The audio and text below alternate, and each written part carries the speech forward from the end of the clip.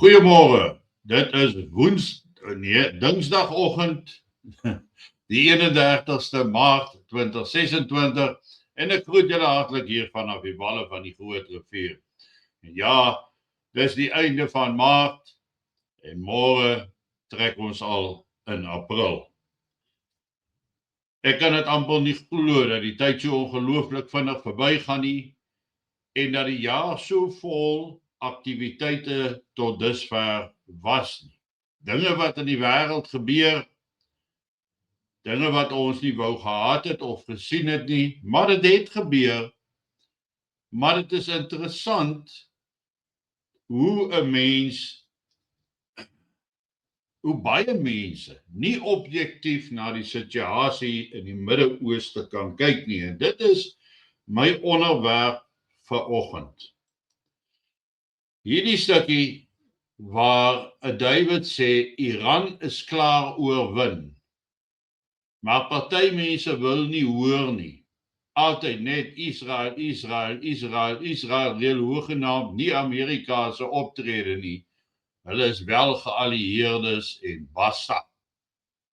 Iran is klaar oorwin. Dan het ek net een vraag. Hoekom vloei die olie dan nie? As Iran klaar oorwin was, sou die straat van Hormuz mos oop gewees het. Dan sou die olie mos kon vloei. Hier sit ons in Suid-Afrika en almal maak hulle gereed vir die grootste prysstyging in brandstof in die Suid-Afrikaanse geskiedenis. Eenmalige prysstyging as gevolg van Iran wat die straat van Hormuz toemaak en nou alle lande wat se skepe daar deur gaan moet nou 'n soort van 'n tol betaal om deurgelaat te word. Maar dit bly my by die vraag, hoe is Iran dan moontlik om die straat van Hormuz toe te maak en toe te hou en effektief skepe wat sonder toestemming daardeur probeer gaan teiken. Hoe is dit moontlik? Hoe is dit moontlik dat Iran, as hulle reeds verslaan is, gister weer aluminium vervaardigingsaanleg in die Emirate kon raakskiet, dat dit kan brand? Hoe is dit moontlik dat Iran op hierdie stadium nog nie totaal en al gevou het onder die Amerikaanse en Israeliese gekombineerde aanvalle as hulle verslaan was nie? Ons ken nou al vir Donald Trump en sy baie uitlatings wat hy oor die afgelope week na 14 dae gemaak het, waar hy gesê het, Iran is verslaan, ons het gewen, ons het hulle vloot vernietig, ons het hulle lugmag vernietig, ons het hulle missiele vernietig, ons het hulle kernvermoë vernietig. Maar die olie vloei nie. Dis die realiteit.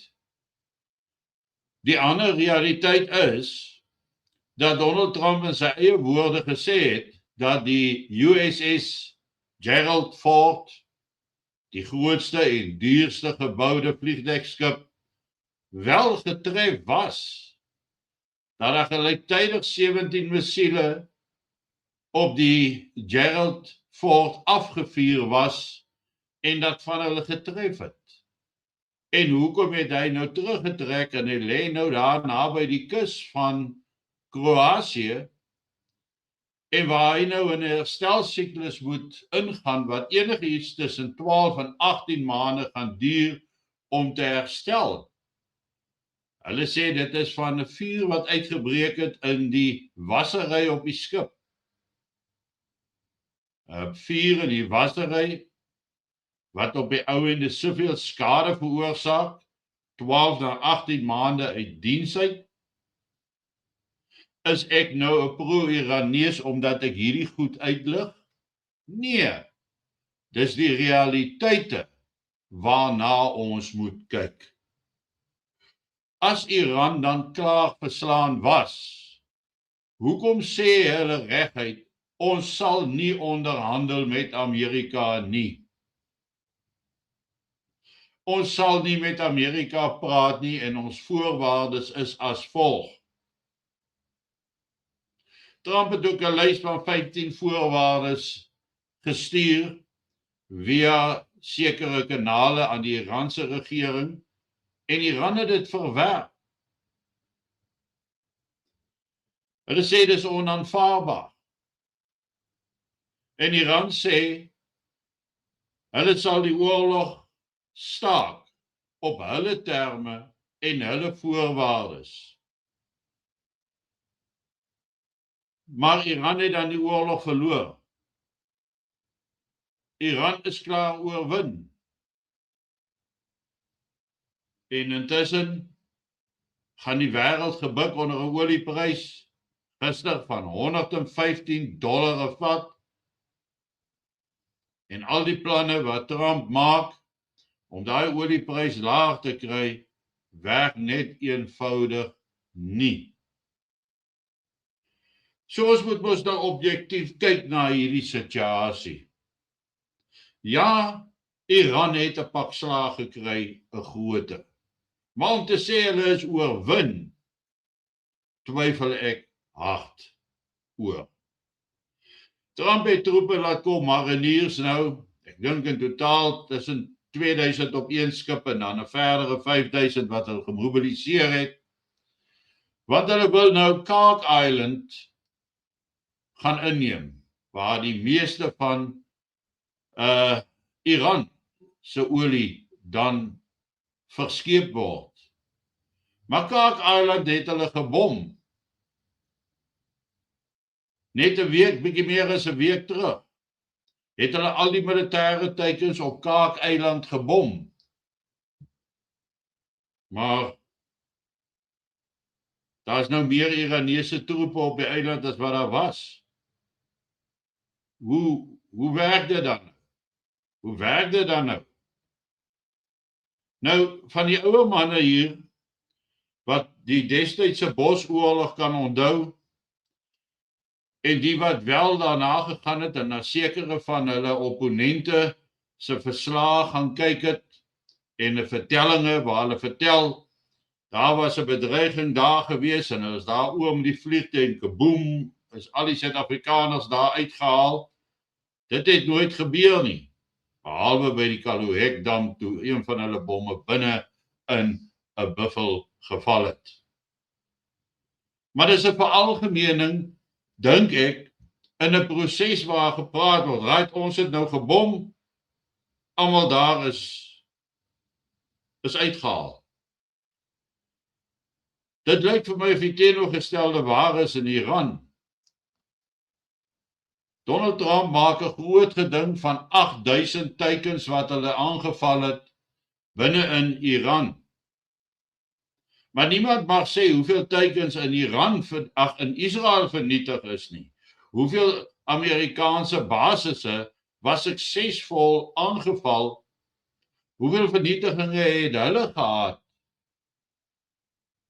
En dan sê hulle in 'n verklaring in Amerika dat van hulle hervullingsvliegtuie het effense skade gehad, maar as jy na die foto's gaan kyk, dan sien jy hulle is onherstelbaar getref, uitgebrand.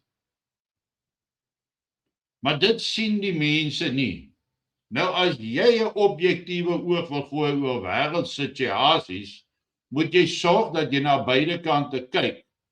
Want dit behoort vir jou te sê wanneer ons olie situasie weer gaan stabiliseer. En ek bly net herhaal, as Iran dan reeds verslaan is, hoekom vloei die olie nie? Hoekom is daar volgende week so 'n geweldige prysverhoging? Want as die olie normaalweg gevloei het, was daar nie tekorte nie. Sou die olieprys nie aanhou styg nie. En sou ons nie sulke drastiese maatreëls in die gesig gestaar het nie. Ja, daar's baie geleentheid in 'n wêreldwye prysverhoging, 'n geleentheid vir 'n gulsige regering in Suid-Afrika en die gulsige superoliehandelaars in Suid-Afrika. Daar's opportunity om miljoene te maak uit hierdie hele situasie uit. Om groot hoeveelhede brandstof terug te hou, net oor die afgelope week of 2 en wag vir die eerste Woensdag in April, wat in elk geval 1 April is, môre, en jy het 'n miljoen liter teruggehou, dan maak jy enigiets tussen 7 en 10 miljoen rand net daar, sonder om oor te knip. En dit het alles gekom, nie omdat Iran verslaan is nie, of dat hulle oorwin is nie, maar deur 'n aksie wat nooit moes plaasgevind het nie. Dan sou ons nie aan die kortste spit gebyt het nie. En nou moet julle ook onthou, brandstofpryse opgaan, gaan alle kospryse op, alle vervoerpryse, alles, maar alles gaan duurder word, krag gaan duurder word. Kyk maar na die dinge rondom jou, alles gaan duurder word. En jou geld, jou inkomste, gaan waarskynlik op dieselfde vlak bly, behalwe as jy deel is van die ouens wat gaan voordeel trek uit hierdie verhoogde brandstofpryse, deur jou eie pryse uit die aard van die saak te lig. Maar ek hou nie daarvan as mense nie bereid is om te sien wat in die wêreld gebeur is nie. As ek kyk na die oorlog tussen Amerika, Israel en Iran, kyk ek na alle kante. Sit ek hier objektief. Ek is 'n pro-Trump, pro-Amerikaanse ondersteuner. Maar wat gebeur het met die inval in Iran? Wat 'n totale onderskatting van wie en wat Iran is. En vir die van julle wat uit die ou Weermacht se tyd uitkom, sal onthou dat die apartheidsregering, soos hulle deesdae bekend staan in hierdie nuwe land, het baie noue bande met Iran gehad. Want ons moes brandstof smokkel, olie insmokkel, en ons het net kon handel dryf as gevolg van sanksies met lande soos Iran, waar ons ook toerusting en sekere goed kon bekom. As Iran verslaan was, en daarmee sluit ek as Iran dan klaar verloor het, hoekom vloei die olie nie? Dis 'n baie eenvoudige vraag. En hoekom wil Trump dan nou Kaak-eiland aanval? Om wat te bereik as hulle dan klaar die oorlog gewen het? As Iran dan klaar verslaan is? Dink mooi daaroor. Hierdie oorlog in Iran kan nog lank aanhou. En die implikasies kan nog meer verrykend wees as wat dit tans blyk te wees.